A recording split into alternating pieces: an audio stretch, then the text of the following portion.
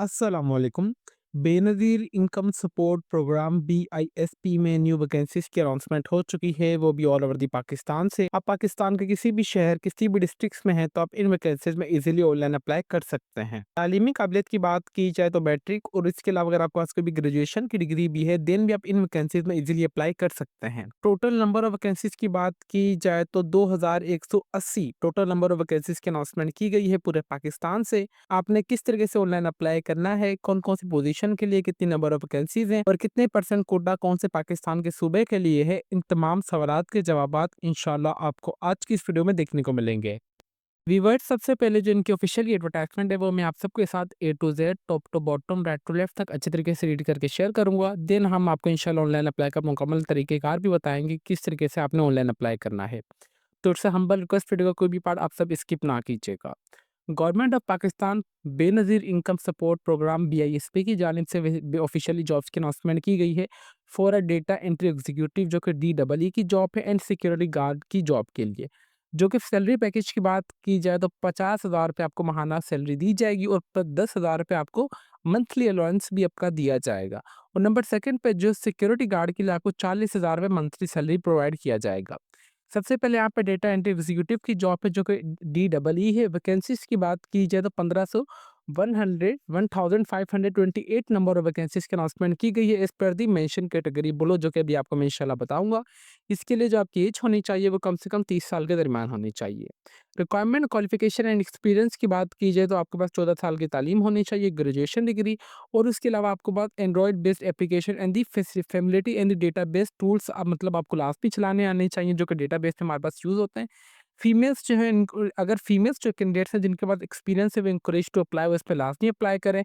फिर इसके बाद strong attendant to the detail of the commitment और टू द एक्यूरेसी। इसके लिए आपकी जो एज होनी चाहिए वो कम से कम मैक्सिमम 45 साल के तक के दरमियान क्लोजिंग आपकी जो एज होनी चाहिए, ठीक।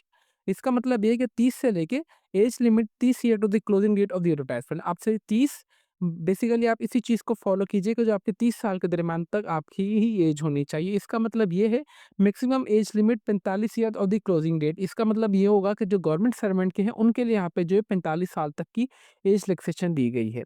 नंबर सेकंड पे सिक्योरिटी गार्ड की जॉब है, जो कि एसजी की जॉब है। जो कि वैकेंसीज की बात की जाए तो यहाँ पे आपके पास SG 655 जो टोटल नंबर ऑफ वैकेंसी थी, जो कि सिक्योरिटी गार्ड की है एज पर दी कैटेगरी मेंशन, जो कि भी आपको मैं इंशाल्लाह बताऊंगा कोटा के हिसाब से। और इसके लिए जो आपकी एज होनी चाहिए वो कम से कम 30 years on the closing date of the advertisement से पहले पहले आपकी 30 साल की एज होनी चाहिए।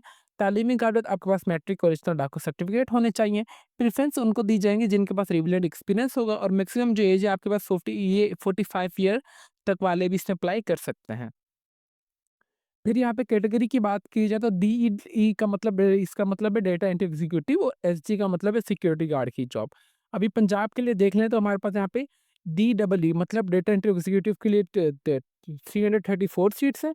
और फिर हमारे पास सिंध के लिए 284, बलूचिस्तान के लिए 250, खैबर पख्तूनख्वा के लिए 315, आज़ाद जम्मू कश्मीर के लिए 66, गिलगित बल्तिस्तान के लिए 56, इस्लामाबाद के लिए 8, और यहाँ पे 2x मतलब डबल सीट जो है HRV के लिए 50 है, और 1 एडिशनली सीट जो है 168 डिस्ट्रिक्ट की GHQ DRC के लिए 168 सीट्स हैं। और टोटल नंबर ऑफ वैकेंसीज की बात की जाए तो 1528 जो है नंबर ऑफ वैकेंसीज है for a data entry executive के लिए। और अगर आप सिक्योरिटी गार्ड की जॉब के लिए अप्लाई करना चाहेंगे तो पंजाब के लिए 167 है, सिंध के लिए 142, बलूचिस्तान के लिए 125, खैबर पख्तूनख्वा के लिए 156, आज़ाद जम्मू कश्मीर के लिए 33, गिलगित बल्तिस्तान के लिए 28, इस्लामाबाद के लिए 4, और इसके अलावा यहाँ पर टोटल नंबर ऑफ वैकेंसीज की बात की जाए तो 665 ये हो गई, और 128। अगर इन दोनों को हम सम करेंगे तो टोटल हमारे पास आ जाएगा 2180 टोटल नंबर ऑफ वैकेंसीज की अनाउंसमेंट की गई है, ठीक है। इंस्ट्रक्शंस की बात की जाए तो जो इंटरेस्टिंग कैंडिडेट्स और एलिजिबल कैंडिडेट्स होंगे उनके लिए आपने सिर्फ ऑनलाइन ही अप्लाई करना है लास्ट डेट ऑफ रजिस्ट्रेशन से पहले, जो कि 15 दिन से पहले पहले आपने एप्लीकेशन फॉर्म जो है आपने DEE and the security guard का जो कि अवेलेबल है इनकी BISP की ऑफिशियली वेबसाइट पर, जस्ट आपने ऑनलाइन ही अप्लाई करना है। इसके लिए hard copy of the application documents and the application receive through the email should not be acceptable. इसका मतलब ये है कि जस्ट आपने ऑनलाइन अप्लाई करना है, आपने कोई भी एप्लीकेशन फॉर्म डाउनलोड करके इनको भेजनी नहीं है, ना ही आपने इनको ईमेल वगैरह करनी है। Candidates are advised to fill in the entire application form carefully, practically ensure correct entire the personal particular CNIC number, domicile, educational qualification, religion, gender and the functional phone number etc। इसका मतलब ये है कि आपने जब अपनी information यहाँ पे ऐड करेंगे ऑनलाइन के अप्लाई के प्रोसेस के दौरान, तो आपने अपनी हर एक चीज़ यहाँ पे सही ऐड करनी है, इंक्लूडिंग और आपका CIC number, mobile number, domicile आपके कौन से डिस्ट्रिक्ट का है, कौन से सूबे का है, आपकी क्वालिफ़िकेशन, आप कौन से मज़हब से, जेंडर मेल या फीमेल और उसके अलावा कुछ और इन्फॉर्मेशन। इसके लिए आपको इदारा कोई भी जो खर्चा वगैरह नहीं देगा। दी ओरिजिनल डॉक्यूमेंट्स आपके चेक किए जाएँगे at the time of interview. In the case अगर आपके कोई भी डॉक्यूमेंट गलत निकले तो आपको डिस्क्वालीफाई कर दिया जाएगा। कैंडिडेट जो भी मेरे बहन-भाई अगर गवर्नमेंट सर्वेंट में है तो वो प्रॉपर चैनल के थ्रू अप्लाई करेंगे, उनको अपनी एनओसी लाज़मी देनी होगी। डीएसआईपी इक्वल अपॉर्चुनिटी प्रोवाइड करता है और एनकरेज टू अप्लाई करता है फीमेल्स को इसमें लाज़मी अप्लाई के लिए। एज रिलैक्सेशन आपको पहले ही दे दिए गया as per the government rule. Preference will be given to the domicile holder of the relevant district of the post. इसका मतलब ये है कि आपको प्रेफ़रेंस दी जाएगी जिस डिस्ट्रिक्ट के आप होंगे और आपको वही सीट दी जाएगी, ठीक है? हाउएवर इट शिल not be a store criteria of selection, ठीक है? इसका मतलब ये है कि आपका जो मेरिट पे सारा क्राइटेरिया होगा, इसके लिए कोई अलग से शराइत वगैरह नहीं है। बीएसआईपी के पास राइट है कि वो नंबर ऑफ वैकेंसीज को इंक्रीज भी कर दें, डिक्रीज भी कर दें। The candidate post apply for a data entry executive will be inform about the test schedule through SMS और बीआईएसपी वेबसाइट। जो मेरे बहन भाई डी डबल ई की जो पोस्ट के लिए अप्लाई करेंगे उनको एसएमएस और वेबसाइट के थ्रू इन्फॉर्म कर दिया जाएगा। No separate intimation to the text shall be made, ठीक है? Therefore, candidate will be advised to keep their giving mobile number operational during the requirement process। इसका मतलब ये कि आपने यहाँ पे अपना एक्टिव मोबाइल नंबर और ईमेल एड्रेस और घर का एड्रेस, ठीक है? आप लास्ट में तीनों चीज़ें एक्टिव दीजिएगा जो ताकि आपको जो भी फर्दर अपडेट्स वगैरह मिले वो इन्हीं आपकी तीनों चीज़ों पर मिले, ठीक है? तो व्यूअर्स इनकी ऑफिशियली एडवर्टाइजमेंट थी जो कि मैंने सोचा कि आप सबके साथ लाजमी शेयर की जाए ऑनलाइन अप्लाई के प्रोसेस से पहले, ताकि जब आप ऑनलाइन अप्लाई के प्रोसेस की तरफ जाएँ तो आपको इतनी मुश्किलात पेश ना आएँ। यहाँ पे एक और चीज़ मैं आपको बताना चाहूँगा कि बेसिकली ये जॉब्स है जो कि 3 महीने के लिए है। 3 महीने के बाद एक्सटेंड हो जाएगा फॉर मोर ट्रेनर्स के लिए अगर उनको ज़रूरत वगैरह हुई तो। बेसिकली यहाँ पे अगर बात कीजिए तो आपने परेशान नहीं होना कि 3 महीने के बाद आपको फ़ारिग कर दिया जाएगा। अगर किसी इदारे को अगर आपका काम वगैरह पसंद आता है तो वो इदारा क्यों चाहेगा कि आपको किक आउट करना। जस्ट आप ऑनलाइन अप्लाई कीजिएगा, आपने किसी और की बातों में नहीं आना कि आप समझे कि कॉन्ट्रैक्ट का वर्ड बेसिकली लिखा हुआ है तो हमें ये जॉब मिलेगी या नहीं, ये पहले से सीटें बिक वगैरह चुकी है, तो इससे मुँह की बातें होती हैं। सभी जितने मुँह और उतनी बातें। एक मशहूर मुहावरा, ये मुहावरा मैं यहाँ पे यूज़ करना चाहूँगा तो आपने इन जॉब्स पे लाज़मी अप्लाई करना है। भले 3 महीने के लिए ही अगर आपको जॉब मिल जाए तो वो भी अच्छी बात है क्योंकि आपके पास एक्सपीरियंस आ जाएगा बहुत एक अच्छे इदारे का। अभी हम चलते हैं अपने ऑनलाइन अप्लाई के प्रोसेस की तरफ कि आपने ऑनलाइन अप्लाई किस तरीके से करना है। प्रोसेस के लिए जैसे कि आप सब देख सकते हैं कि जो मैं अपने क्रोम ब्राउज़र पे आ चुका हूँ और जस्ट मैंने यहाँ पे ये सर्च किया है बीआईएसपी जॉब्स। जैसे आप ये सर्च करेंगे तो यहाँ पे आपके पास जो फर्स्ट वाली वेबसाइट की लिंक आ रही होगी jobs Benazir income support programme, आपने इस पे टैप करना है। इस पे टैप करने के बाद आप जो इनकी ऑफिशियली वेबसाइट आप सबके सामने ओपन होके आ जाएगी। आप देख सकते हैं कि कितना ब्यूटीफुल इंटरफेस है इनकी वेबसाइट का। आपने जस्ट सिंपली आना है यहाँ पे जॉब्स पर। जॉब्स पे आने के बाद हमारी यहाँ पे बेसिकली जॉब्स है वो कॉन्ट्रैक्ट बेसिस जॉब्स हैं। आपने जस्ट इस पे टैप करना है कॉन्ट्रैक्ट बेसिस पर। जैसे आप इस पे टैप करेंगे और इंशाल्लाह मैं आपको इनकी मेन वेबसाइट का लिंक इस वीडियो के डिस्क्रिप्शन में भी प्रोवाइड कर दूँगा ताकि आप सबको कोई परेशानी ना हो, ठीक है? यहाँ पे देखिए हमारे पास आ रहा है career opportunities on the contract basis. सबसे पहले डेटा एंट्री एग्जीक्यूटिव की जॉब है जो कि डीडबलई है जिसकी वैकेंसीज 1528 है। और नंबर सेकंड पे सिक्योरिटी गार्ड की जॉब है जो कि एसजी जिसकी नंबर वैकेंसी 655 है। आपने सबसे पहले एडवर्टाइजमेंट डाउनलोड के लिए आपने यहाँ पे डाउनलोड वाले बटन पे दबाएँगे, तो आपके पास जो इनकी ऑफ़िशियल ये एडवर्टाइजमेंट है वो डाउनलोड होके आ जाएगी, ठीक है?